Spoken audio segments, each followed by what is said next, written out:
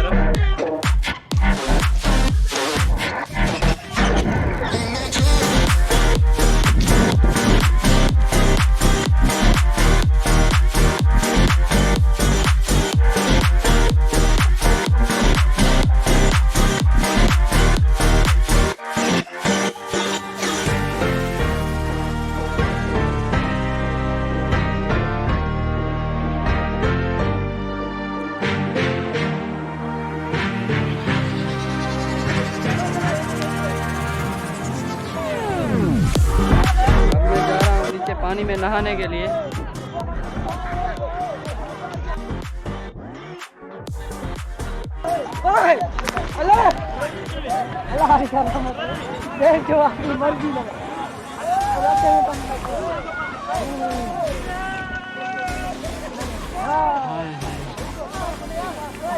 और ये देख रहे हैं पानी आप, मोबाइल को रखना पड़ेगा वरना ये हो जाएगी ख़राब, फिर मैं व्लॉग कैसे करूँगा।